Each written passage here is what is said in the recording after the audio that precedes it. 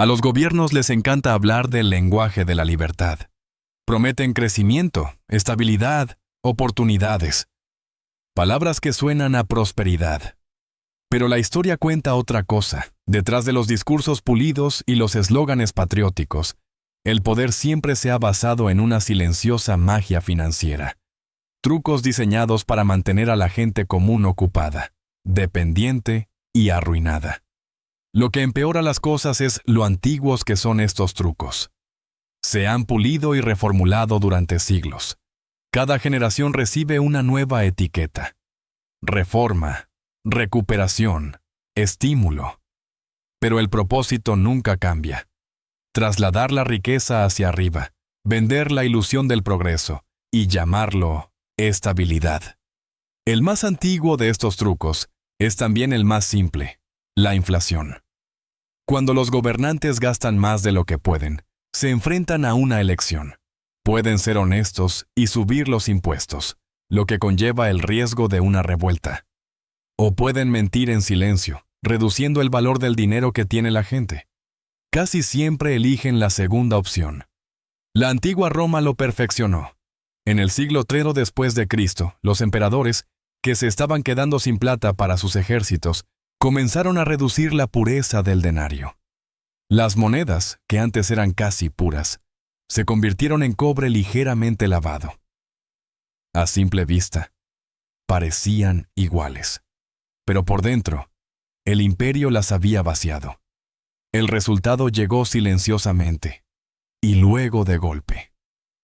Los precios se dispararon. Los ahorros se convirtieron en polvo. Los salarios persiguieron un valor del dinero cada vez más difuso. Era un impuesto disfrazado de química, un robo oculto en la metalurgia, y el imperio fingió que nada había cambiado. Ese impuesto silencioso sigue existiendo. Hoy en día proviene de los bancos centrales en lugar de las casas de la moneda romanas. Las herramientas son digitales, no metal fundido, pero el resultado es idéntico. Tu poder adquisitivo se reduce mientras que las deudas del Estado se desvanecen. Es la misma alquimia de siempre, con una mejor imagen de marca. Cuando llegó la Edad Media en Europa, el juego evolucionó. Los monarcas sustituyeron a los emperadores, pero el ansia de fondo se mantuvo. Las guerras, los palacios, las cruzadas, todo exigía oro. Así que los reyes encontraron un nuevo truco: los préstamos forzados. Lo llamaban deber, no coacción. En Inglaterra, Francia y España, los comerciantes y los gremios recibían solicitudes corteses que no podían rechazar. «Presten a la corona», decían las cartas. Los que se negaban se enfrentaban a multas, confiscaciones o cosas peores. A veces se prometía el reembolso, a veces también los intereses. Pero cuando el dinero regresaba, lo hacía en monedas que valían la mitad de su valor, si es que regresaba.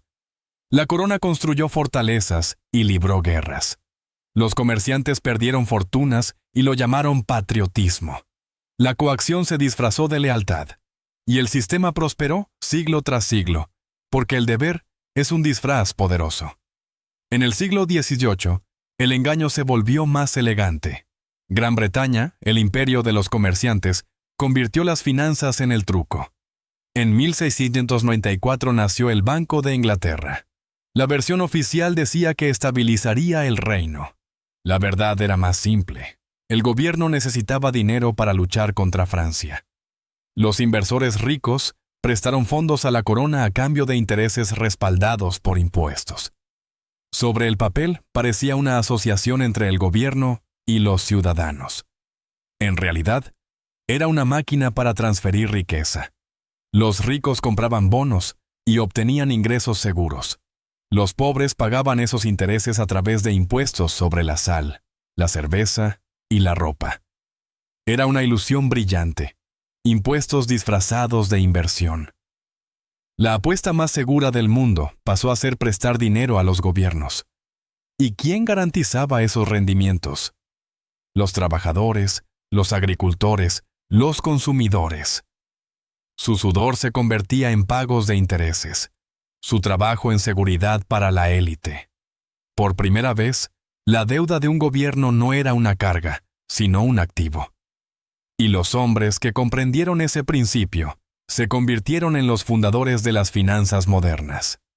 No extraían oro ni plata, extraían confianza. Y esa confianza, una vez institucionalizada, podía negociarse, prestarse y venderse. Todo ello a costa del pueblo. La historia muestra este momento como un punto de inflexión. El juego dejó de girar en torno al metal o las monedas. Pasó a girar en torno a los sistemas, invisibles, complejos y persuasivos. Porque cuando la gente cree en una promesa, ya no es necesario robar. Simplemente se puede imprimir, pedir prestado o legislar para eliminar el valor. A principios del siglo XVIII, el plan estaba completo, la inflación como un impuesto silencioso, los préstamos como un deber patriótico, la deuda como progreso nacional. Cada mecanismo parecía diferente, pero todos apuntaban en la misma dirección, hacia arriba. ¿La ironía? Estos planes sobreviven porque parecen razonables. Nadie se ve a sí mismo como la víctima. Los ciudadanos creen que están invirtiendo en su país, los comerciantes creen que están participando en el crecimiento, pero el dinero siempre fluye en la misma dirección, de quienes producen a quienes controlan. La historia no oculta estas verdades, las repite. La única variable es el tiempo que tarda el público en darse cuenta.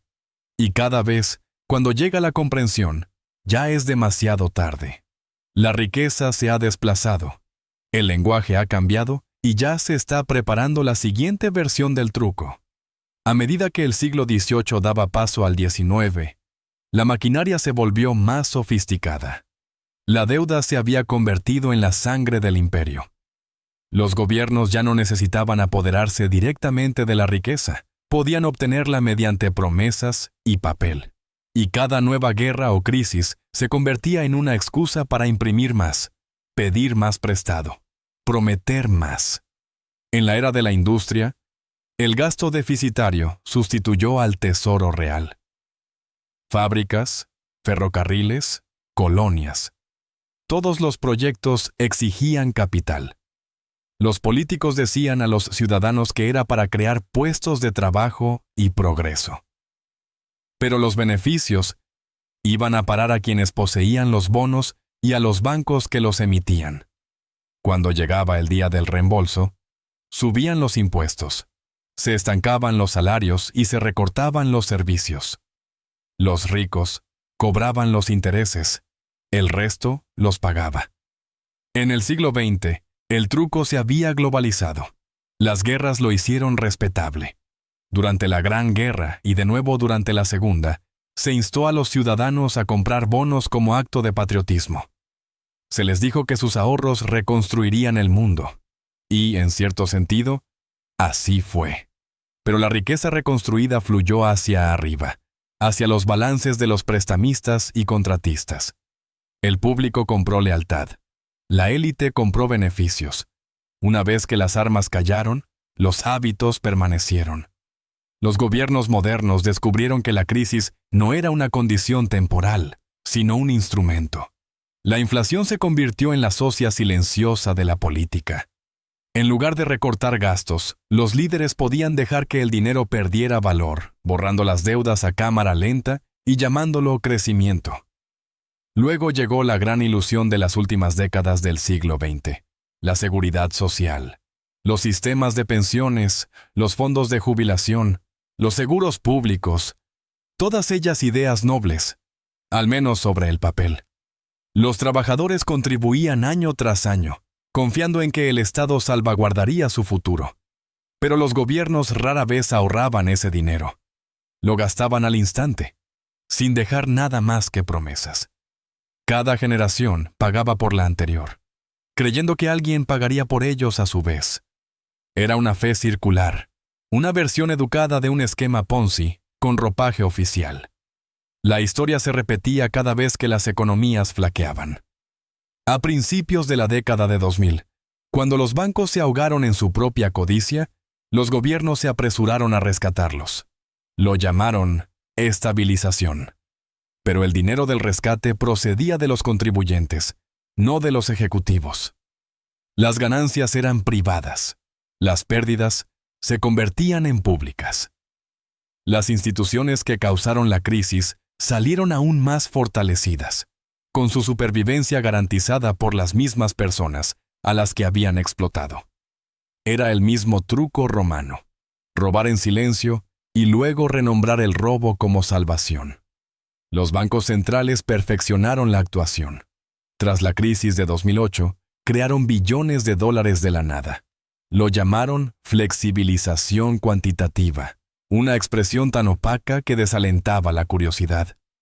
Los mercados se regocijaron, los precios de los activos se dispararon, las acciones, los inmuebles y los bonos subieron hasta alcanzar máximos históricos.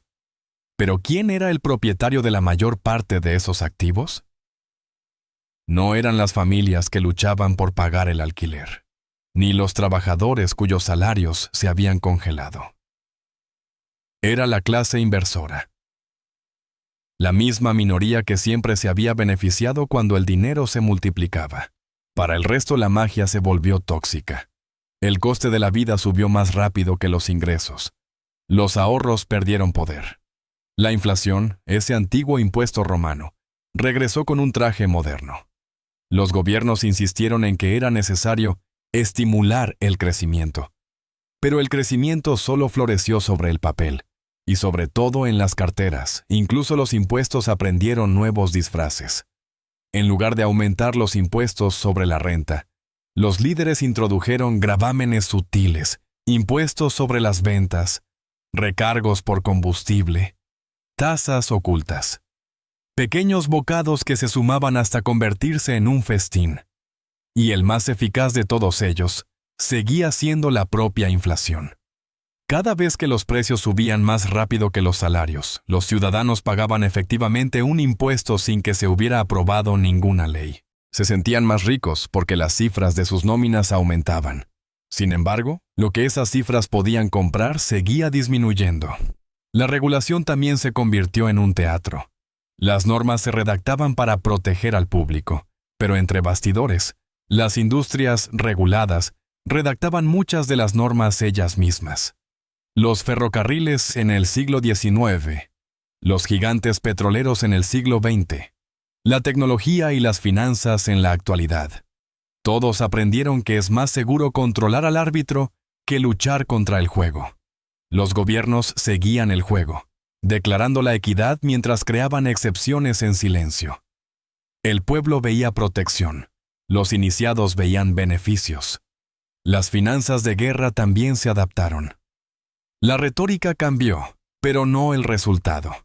En el siglo XXI, los billones gastados en conflictos en Oriente Medio pasaron primero por los contratistas de defensa y los mercados de bonos. Los ciudadanos llevaban consignas patrióticas, los inversores rendimientos constantes. Y cuando terminaron las guerras, los pagos de intereses se mantuvieron, otro fantasma de lealtad que acecha a los futuros contribuyentes. Quizás el truco más inteligente de todos sea la complejidad en sí misma. Presupuestos repletos de jerga. Códigos fiscales de miles de páginas. Instrumentos financieros tan enredados que incluso los profesionales fingen entenderlos. La confusión se convierte en camuflaje, porque cuando la gente no puede seguir el rastro del dinero, no puede cuestionar a dónde conduce. En la antigua Roma, el fraude cabía en la palma de la mano. Una moneda ligera que debería haber sido más pesada. Hoy se esconde dentro de hojas de cálculo y acrónimos, invisible pero más pesado que nunca. Y, sin embargo, el patrón se mantiene. La inflación devora los ahorros. La deuda crece cada año. Los rescates esperan en espera, como extintores para los mercados. Los bancos centrales manipulan la moneda con silenciosa precisión. Todos los costes fluyen hacia abajo, todos los beneficios hacia arriba. Y la mayoría, inconsciente del patrón, sigue llamándolo progreso. La verdad es dura, pero simple. La mayoría de la gente nunca escapa de estos trucos porque no los ve. Confunden la política con el destino, la inflación con el crecimiento y la regulación con la protección. Trabajan más, ganan más y, de alguna manera, terminan con menos. La ignorancia se convierte en el bien más rentable de todos, y los gobiernos, como los imperios antes que ellos, comercian con ella sin cesar. Pero hay un antídoto: el conocimiento. La educación financiera es resistencia. La historia económica es una armadura, porque cuando entiendes el juego, dejas de jugar con sus ilusiones. Así que, cuando se anuncie el próximo estímulo, pregunta quién se beneficia primero. Cuando suban los precios, recuerda que no es un accidente, es política. Cuando aparezcan nuevas regulaciones, busca las huellas dactilares en el bolígrafo.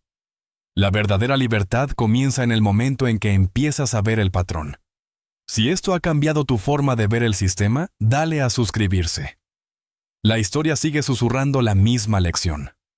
El truco solo funciona cuando dejas de prestar atención.